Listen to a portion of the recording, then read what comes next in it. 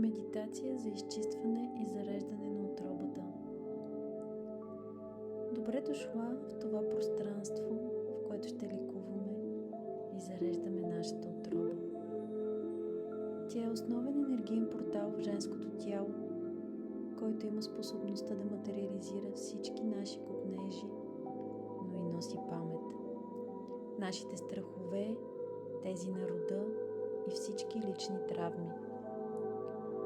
Затова за нас жените е важно редовно да пречистваме и зареждаме утробата си от натрупаните негативи и да я програмираме отново в честотата на насладата, радостта, изобилието и лекотата. Сега, мила моя, нагласи се за медитация, запали свещ, вземи твой любим кристал, ако имаш такъв. Настани се удобно и затвори нежно очи. Насочи вниманието си към дъха, който бавно се движи по цялото ти тяло, и усети как с всяко вдишване и издишване се отпускаш все повече. На всяко издишване пусни всичките тревоги от изминалия ден и прогони мислите за утрешния. Усети как тялото ти натежава върху леглото или постелката под теб. Усети как майката земя те привлича към нея и те държи. Ти си в безопасност.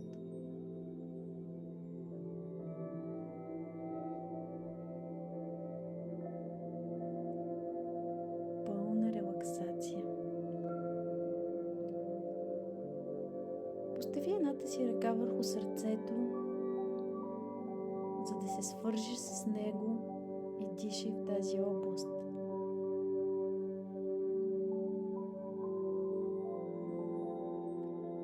Дишай през носа и издишай през устата.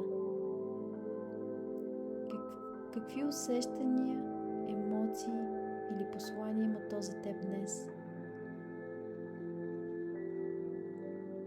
Позволи си да ги получиш. Всичко е добре дошло.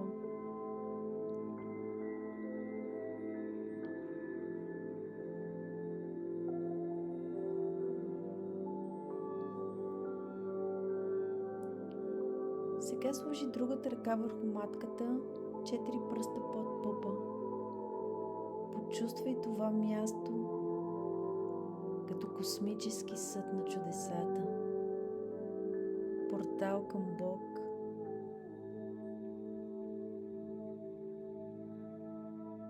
Сега искам да си представиш това твое пространство. Може да е гора, пещера, тунел или само цветове. Ако не можеш да си го представиш, виж какво чувстваш. Топлина,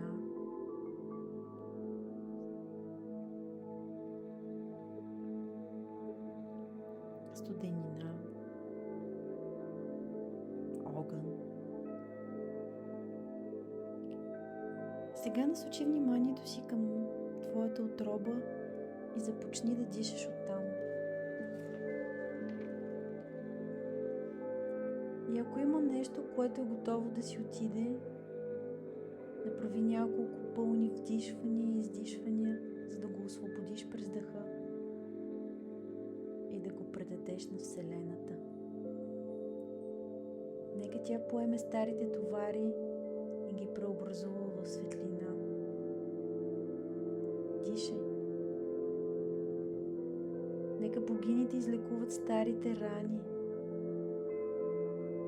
травми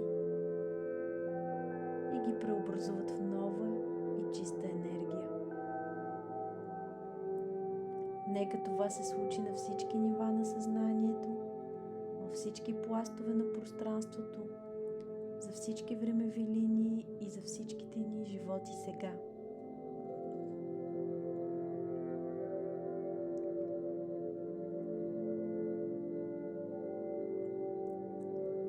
Когато си готова, насочи дъха към сърцето и после обратно към матката.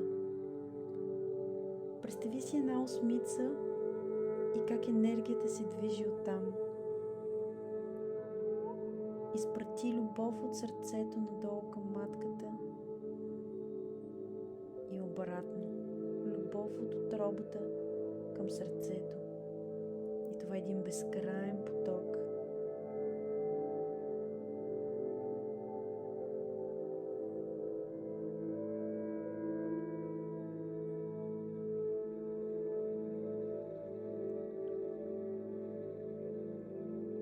Сега сложи ръцете си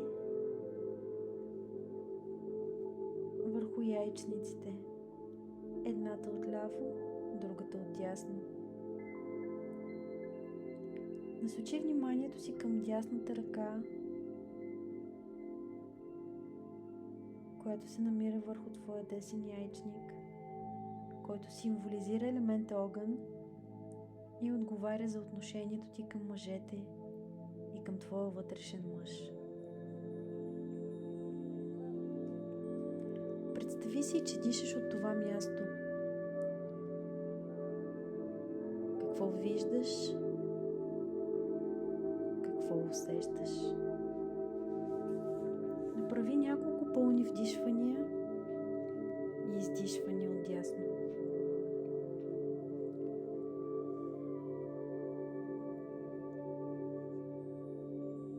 Сега насочи вниманието си към лявата ти ръка, която е покрила твоя ляв яйчник. Той отговаря за елемента вода или за женската енергия в теб. Започни също да дишаш оттам.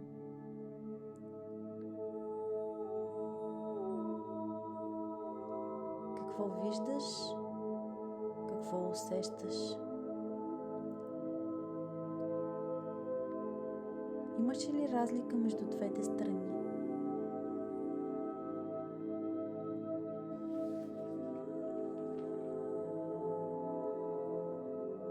А сега дишай и в двата едновременно.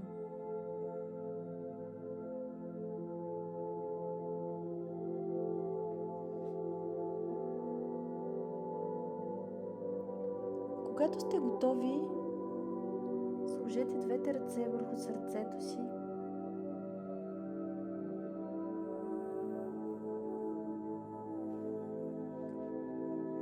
и дишайте любов.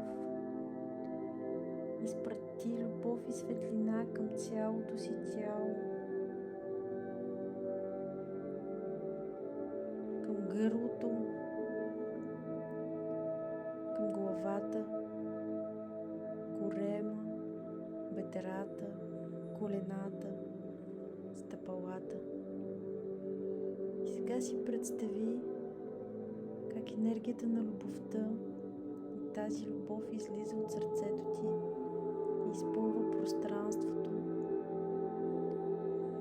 изпълва стаята, в която се намираш, изпълва сградата, изпълва целия град.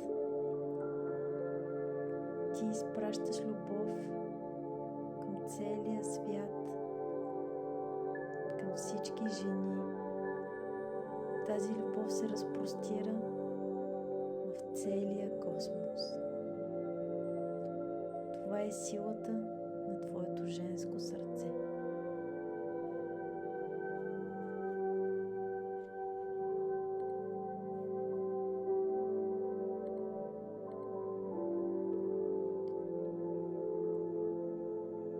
Докато си в това състояние на блаженство, представи си как отгоре, през върха на главата ти влиза поток от златна светлина.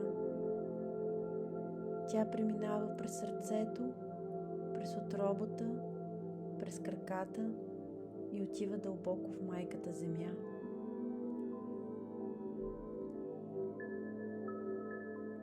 После земята ти връща тази енергия, топла, майчина. Тя се издига отново през краката, утробата, сърцето, гърлото и излиза през върха на главата ти. Ти си свързана с небето, ти си свързана с земята, ти си мост от светлина. И всичко в теб е любов. Ти си в хармония, ти си цяла, ти си ценна, ти си жена.